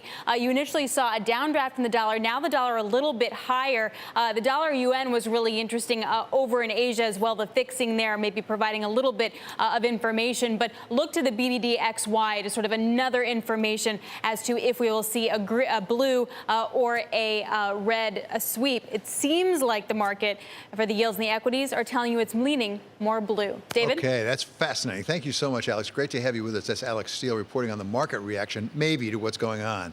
No one knows the changing nature of politics in Georgia better than Roy Barnes, who served as the last Democratic governor of the state from 1999 to 2003. He has spent much of his career between Georgia politics and his law practice, and we welcome him now to Bloomberg. So, Governor, thank you so much for being with us. Give us your sense of how difficult it is to win statewide office as a Democrat in the state of Georgia. Well, it's been very difficult for the last 20 years. Excuse me. And I hope I'm not the last Democratic governor that's ever elected. I just hope I'm the latest one that's been elected. But it's been very difficult. But things have changed, and things are changing. The state's changed. Just in the number of turnout. In 1998, when I ran for governor, I was elected with less than 1 million votes, and there were over 3 million votes early before today's voting. But it's Georgia's changing, but it shows that Democrats can win in this state, and the state's definitely a purple state. I think it's a swing state. One of the things that we've had, we've got the greatest Democratic get out the vote effort ever, and his name is Donald Trump. If this race is lost, it's because, to a large extent, I believe, on that call that he made this last weekend, which was kind of the final straw, even with some Republicans, and particularly moderate Republicans. So, Governor, it's such a pleasure to talk to you. And you just mentioned the infamous call that we heard about over the weekend. And it's been one of the questions that's been bandied about has been how much of an impact would that have had on Democrats in particular in the state of Georgia? We know that so many had voted early already, but you seem to be suggesting that those kinds of activities and comments by the president really had stirred turnout, even maybe more so than other factors. It has. It's been an effect on Democrats, but I think the greatest effect is on Republicans. I think that you're going to see that Republican counties, and we're already seeing that, their turnout is down. Some of the North Georgia counties are down 20%, and even in the rural regular counties, it's now 10%. And I think you had a good many Republicans that said, boy, this just kind of last straw. I just don't think I'll vote.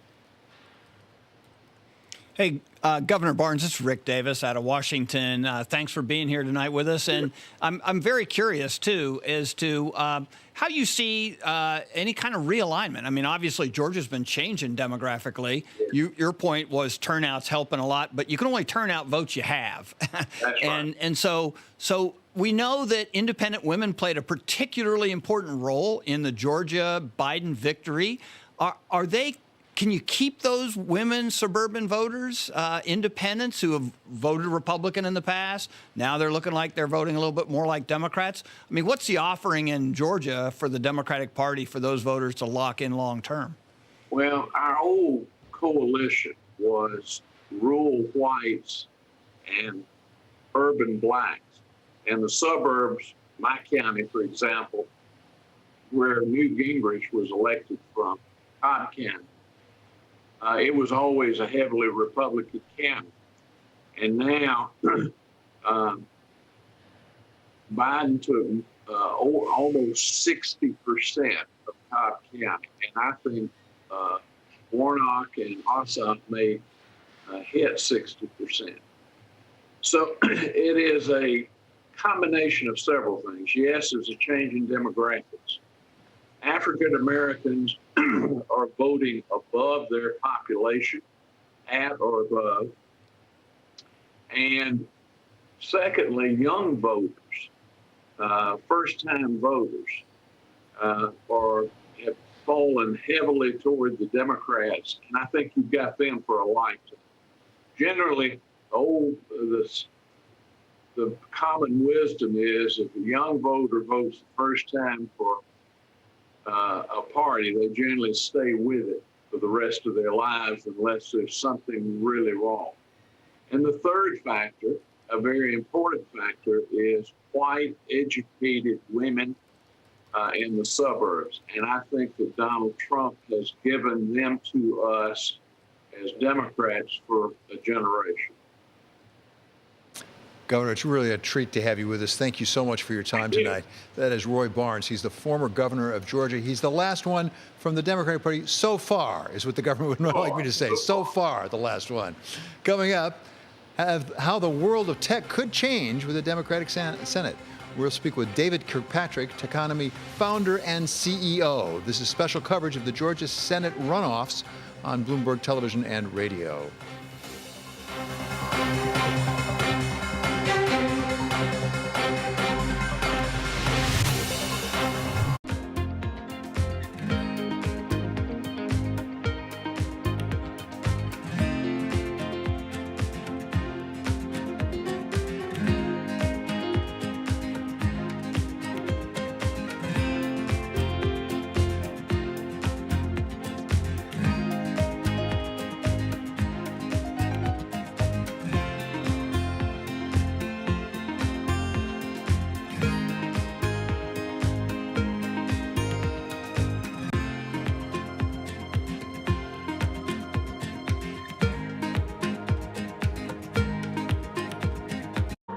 Our generation's biggest problem. Climate change is happening. And the world's most innovative solutions. Transport, industry, buildings, electricity, all of those things. Everything you need to know about our changing environment, the politics of global warming. We can and we will deal with climate change. In the fight against climate change, Bloomberg Green has you covered.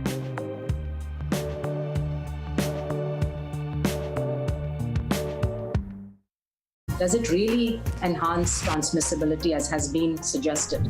Does it really prevent antibodies from binding? These are still questions that scientists are hopefully going to answer in the coming weeks.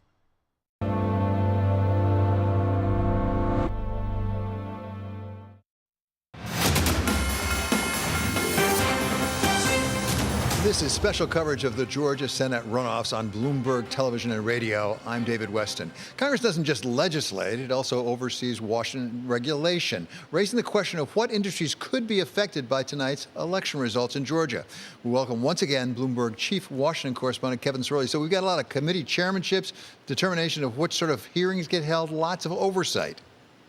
Precisely. And in fact, should the Democrats win the gavelship, as it's called, and get the gavel for all of the different committees, then all of this issue about election integrity and the Republican funnel of using committees as a mechanism to set the agenda in the next Congress will be largely diminished. And so Senate Majority Leader Mitch McConnell's ability to talk about the national conversation through the prism of the upper chamber would be hindered. In contrast to that, we should also note who is on the cusp of a major political victory. Stacey Abrams. We cannot stress this point enough. Stacey Abrams, without question now, becomes a dominant force within the Democratic Party, on the short list to lead the Democratic National Committee after the outgoing chairman, Democratic National Committee Chairman Tom Perez, has said he will not seek re-election at the party's annual gathering on January 21st. But she is heading into this conversation, should she want it, with another political option to lead and inherit the DNC. And then she'll, of course, have access to a national round of fundraising. And she's someone who, quite honestly, will be fascinating to watch the political trajectory of as this happens, because many people would argue that Democrats wouldn't even have a chance should it not have been for her gubernatorial campaign. Really great point. Thank you so much, Kevin Cerulli, and for all your great reporting, which I'm afraid is going to have to continue for a while to come, because I'm not sure we're going to be done tonight, Kevin. This is what we live for. Exactly David, right. This is what we live for. It's a runoff special election with the Senate up for grabs. I'm not complaining. But thank you so much for being with us.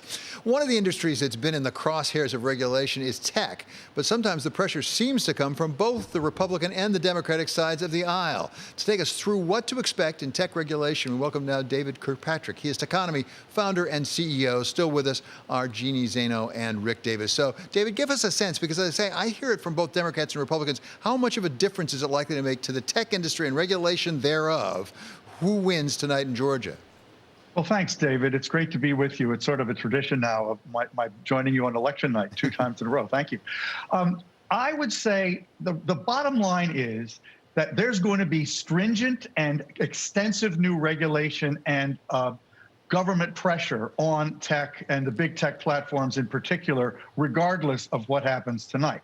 I do think that what the change will be if the Democrats control the Senate is that the regulatory assault on the companies, and it will be an assault either way, will be more methodical, probably more rational, and ultimately more effective in terms of restraining their behavior if the Democrats do gain control of both houses of Congress as well as the presidency. And, you know, this is a striking turnabout from the way things were under the Obama administration, where Democrats were so favorable to tech. I was thinking, you know, remember when Eric Schmidt sat next to Michelle Obama at the State of the Union address? Or when Obama went to Silicon Valley and had dinner with Steve Jobs on one side and Mark Zuckerberg on the other. Those days are past.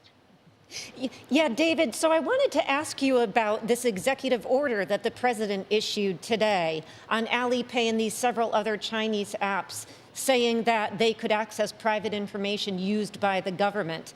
And my understanding is it doesn't take effect for over 40 days, so presumably President-elect Biden will be in office. Do you have a sense as to whether he will support that executive order? And also what other U.S. companies that do business in China, how they might feel? They've objected to similar orders in the past. Well, it certainly puts a lot of pressure on U.S. companies operating in China.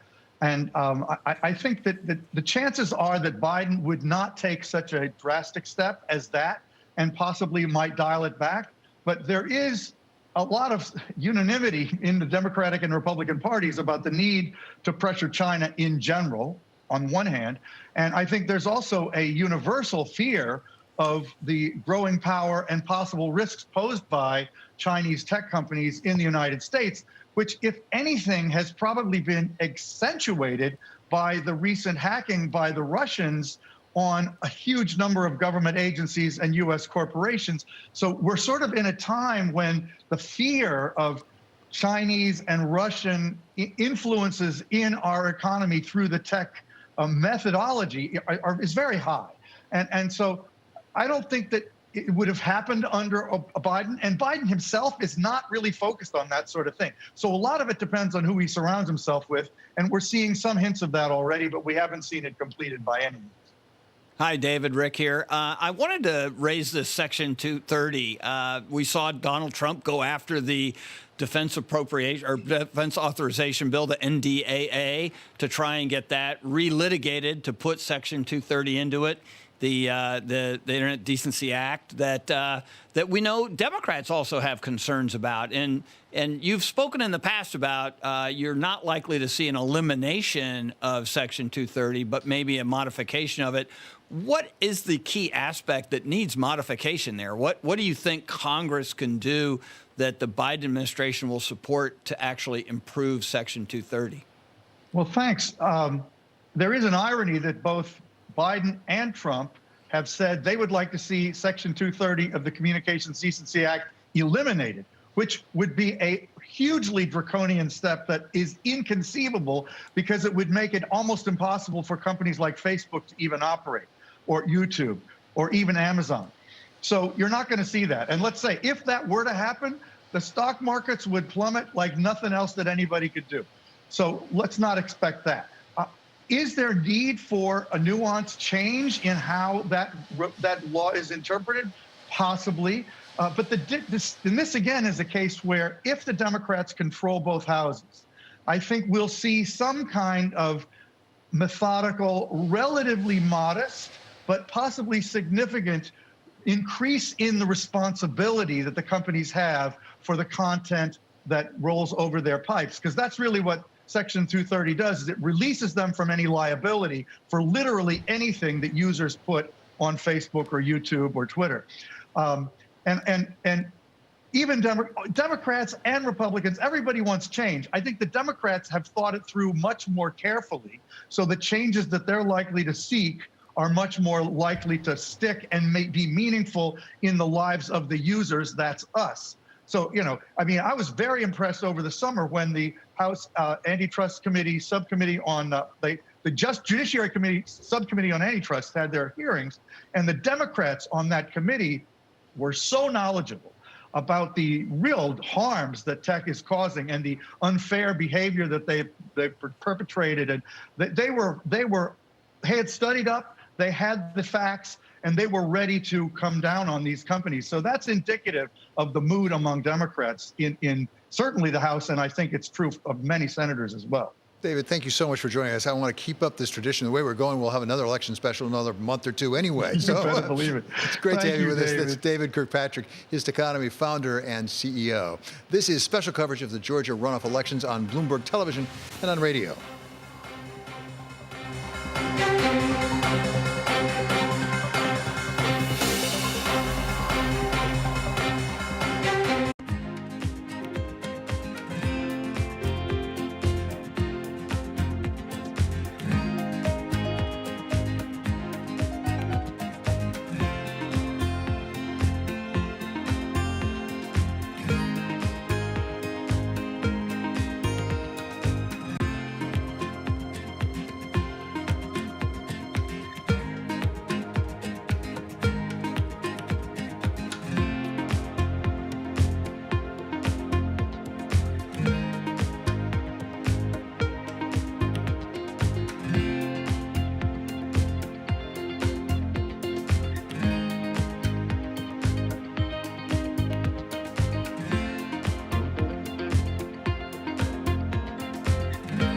Substantial further progress means what it says. We'll be looking for an inflation to be substantially closer to our 2% longer run goal before we start making adjustments to our purchases. That's a long time to be very accommodative, but that's basically the horizon. They can buy more bonds and they can buy longer maturity bonds, and that would put more downward pressure on long-term interest rates.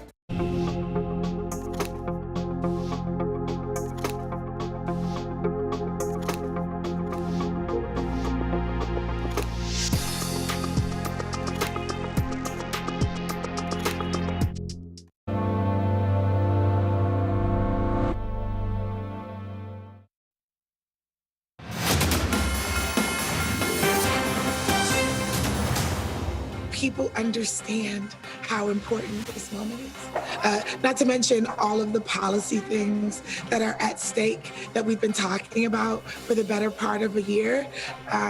But all of it, there's a lot of activity. And so we are witnessing historic levels of participation despite conventional political wisdom telling us that turnout in runoffs is low in comparison to the general election participation. So our goal today is to get out every single Republican vote that we can to make sure that we make up for the gap that we have in early voting and win this for all three of the candidates on the Republican ballot today. That was Nsé Ufot of the New Georgia Project and Jason Shepard, Cobb County, Georgia Republican Party chairman. Time now to get a few final thoughts from our Bloomberg contributors, Rick Davis and Jeannie Zaino. So Rick, I have to say, it's not often that you start out a special. 2 hours later, it turns out what you thought it was going to be about is what it's about, which is turnout. It was going in as turnout, and it's coming out as turnout. And it really is quite remarkable. I mean, we hear these folks on the ground talking about trying to meet the turnout that existed in November, which was historic by any standard. So we are in an era where we can beat turnout levels that have been in place for 20, 30 years politically in any given election. And this one obviously had an enormous impact, but also enormous attention and spending. So you would expect turnout to be king here. And both of these organizations, the Democrats and the Republicans in the state, are tested. And I think we're going to see a very close election still. But right now, it does seem to be advantage Democrats. So, Jeannie, you're a political scientist. It's interesting to me. Is this possibly a new wave in the United States of voter participation, or is this a one-off because of COVID?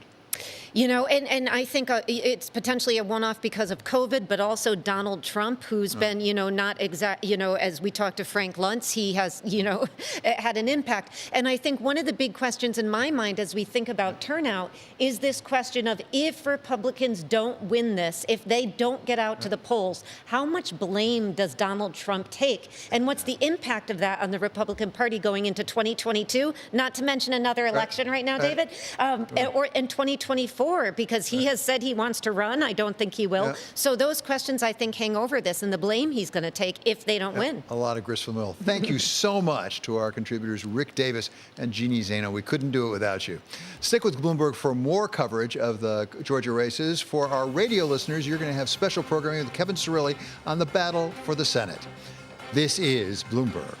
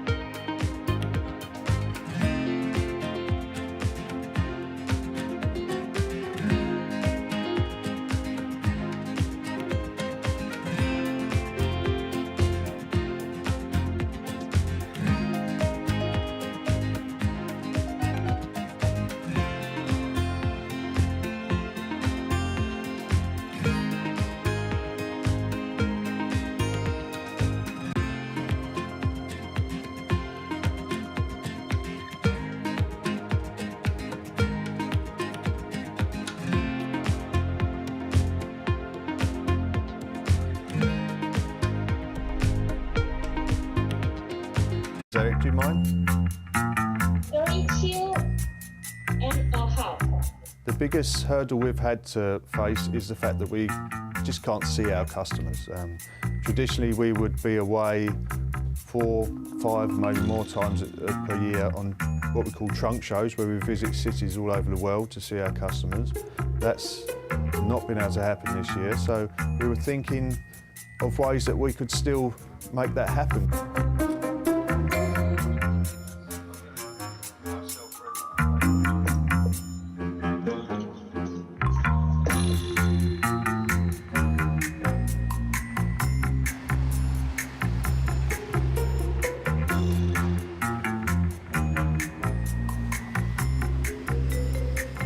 For example, in Seoul, we'd be there generally 4 times a year with the robot on site. if somebody's got a particular occasion they need to, rather than wait for us for our next trunk show, we can set that up so we can see them immediately almost.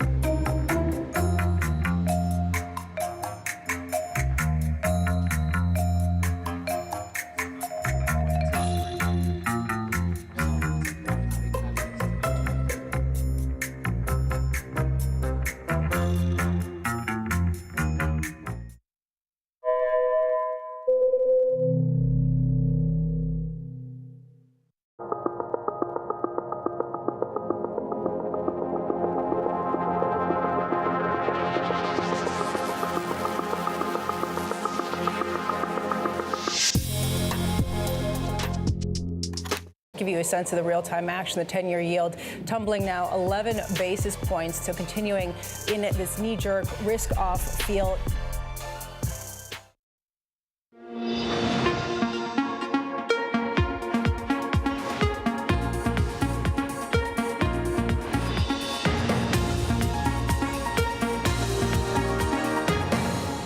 It's almost 10 a.m. right here in Hong Kong and in Beijing. This is Bloomberg Markets. I'm Rishad Salamat. And I'm Haslana Amin in Singapore. Our top stories. President Trump hits out at China again with an order banning transactions with 8 mobile apps. They include Alipay, WeChat Pay, and QQ Wallet. Chinese telco ADRs fall in late trade as the NY